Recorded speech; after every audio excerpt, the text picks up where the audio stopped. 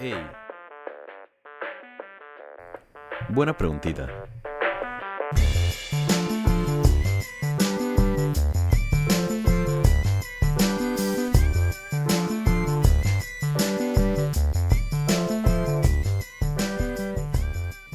Buenas. ¿Cómo están, chicos?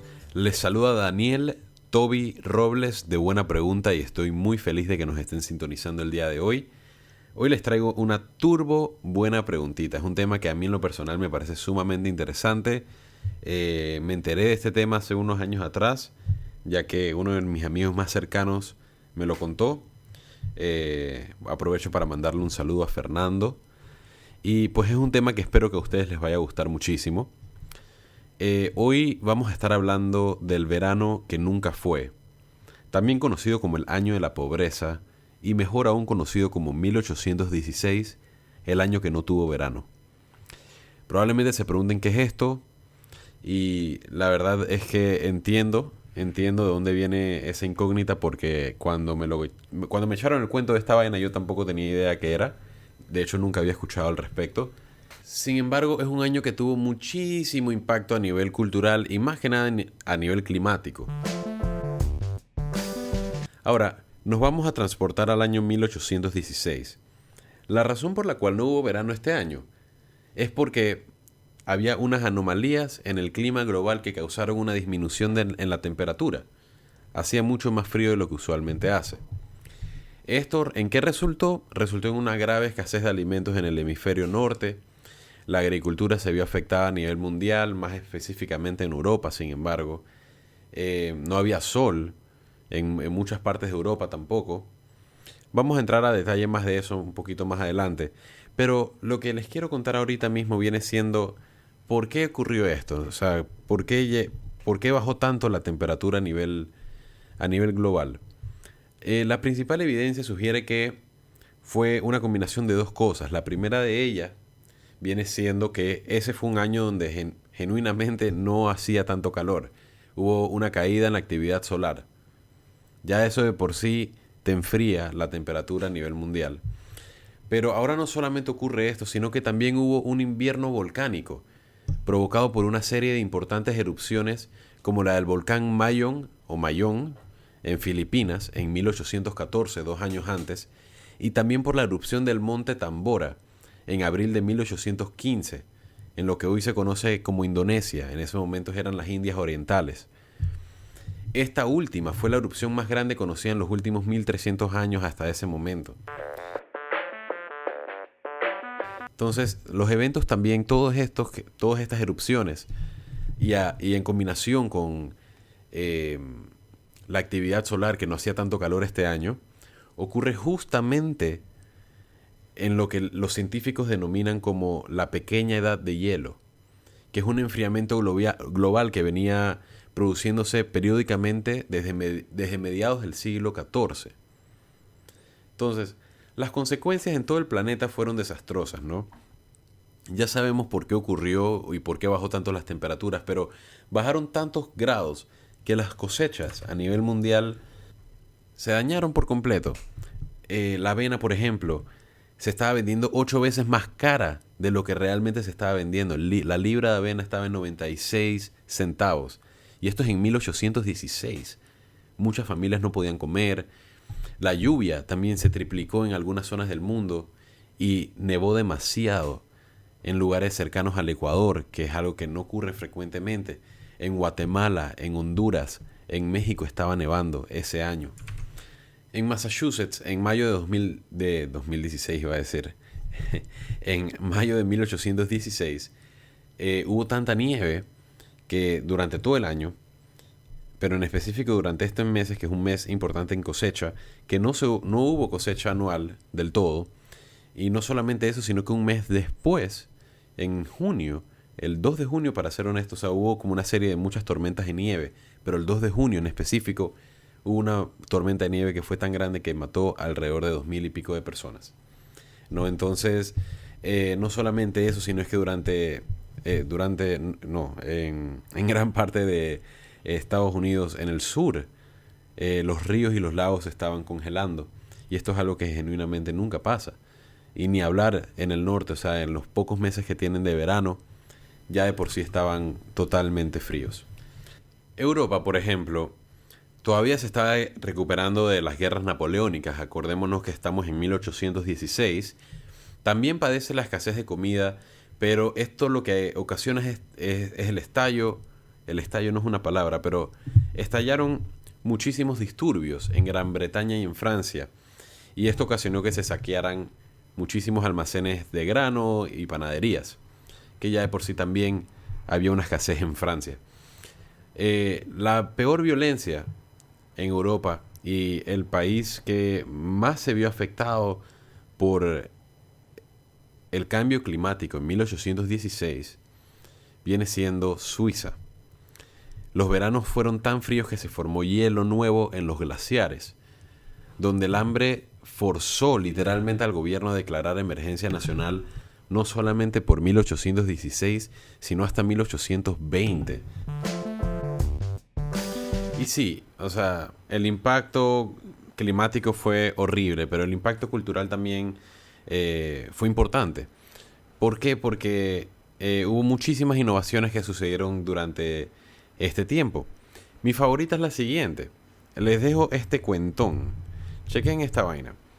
Había una mansión al costado del lago Ginebra en Suiza, ¿no? Esta mansión se llama Villa Diodati y era de la propiedad de Lord Byron, que si prestaron atención en la clase de historia, es una de las figuras más importantes del movimiento romántico.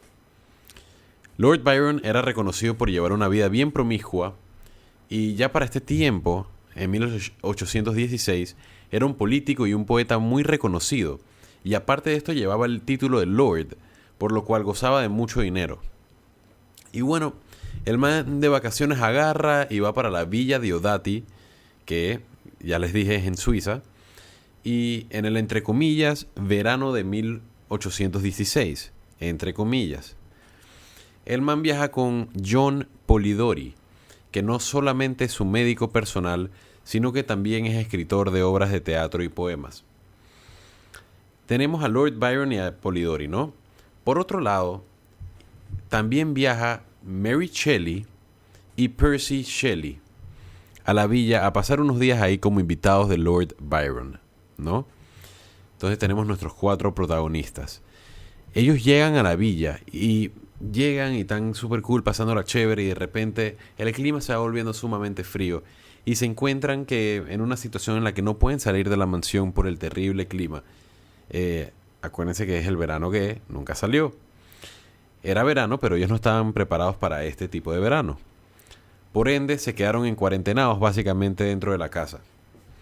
Y los 4 empiezan a tener conversaciones existenciales, filosóficas, y no los culpo porque he tenido muchos pensamientos así en cuarentena. Pero bueno, un día Lord Byron quiso hacer una apuesta para pasar el tiempo, ¿no? Para joder. Y la apuesta consistía en que cada uno de los integrantes creara una historia de fantasmas o de terror. En ese momento Mary Shelley no era Mary Shelley. Sin embargo, empieza con la creación de una historia de terror que nada más y nada menos viene siendo la de Frankenstein. El crédito en el momento se lo dieron a Percy Shelley, pero después, durante ella seguía en vida, se lo dieron a ella. Ahora se preguntarán, ¿qué escribió Polidori y Lord Byron? ¿No? Eran 2 cuentos, uno por cada familia. Pues Polidori escribe una novela, cuento corto, llamada The Vampire, el vampiro.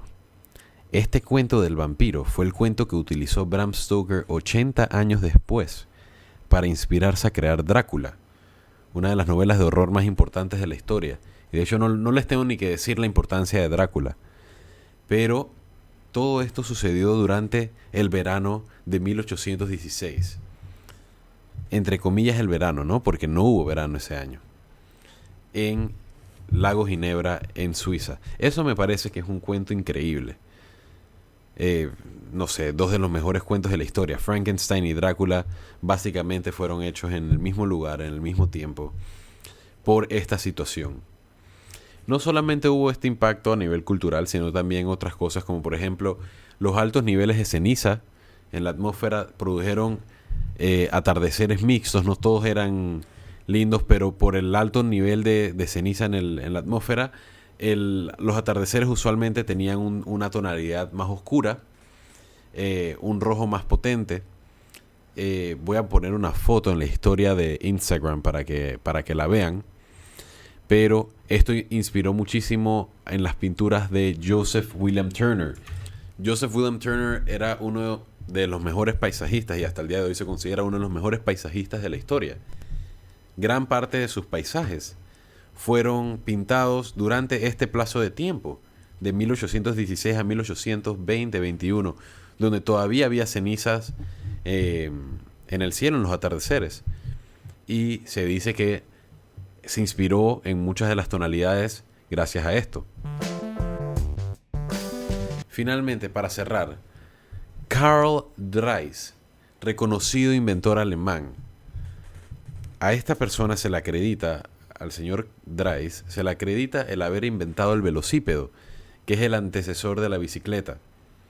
Dentro de sus notas, de sus apuntes, se encontró que fue inspirado a crear una nueva forma de transporte sin animales por la escasez de caballo que hubo en esos años.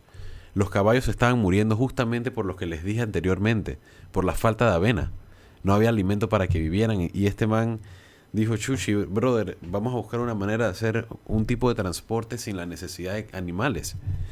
Y de aquí salió el antecesor de la bicicleta, el velocípedo.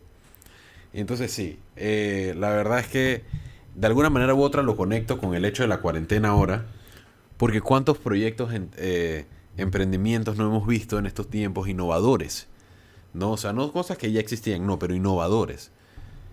Han aparecido muchísimas cosas y no sé, es como la innovación humana, ¿no? Es darnos cuenta que en estas situaciones donde parece que todo está perdido, donde no hay nada que hacer y que no hay nada que podamos inventar o con lo que podamos hacer para pasar el tiempo, pueden surgir ideas increíbles como estas, como la de Mary Shelley, como la de Polidori, como esta del velocípedo. Es increíble. Y pues nada, ya con esto cerramos el episodio del día de hoy. Yo sé que ha sido una buena preguntita más larga de lo común. Sin embargo, no sé, a mí me parece que ha sido, pero que es un tema súper interesante.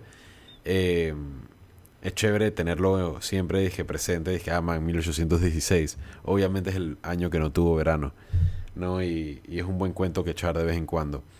Así que nada, espero que les haya gustado este episodio. Me despido de ustedes, no sin antes recordarles las redes sociales. Buena Pregunta Podcast en Instagram. Buena Pregunta en Patreon. Si deciden darnos un cuara por allá, se lo agradeceríamos muchísimo para que el podcast siga activo. Y agradecerles a cada uno de ustedes por haberme escuchado el día de hoy.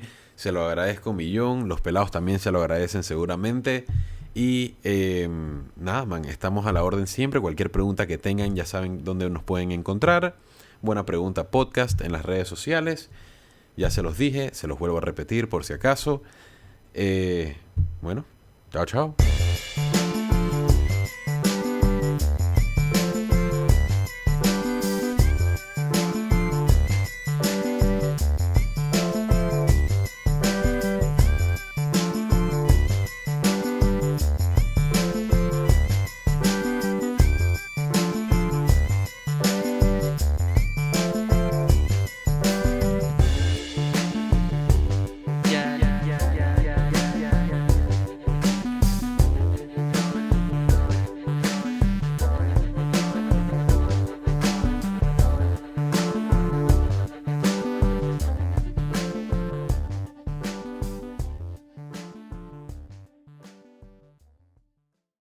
Buena Pregunta es una producción de podcasts artesanales.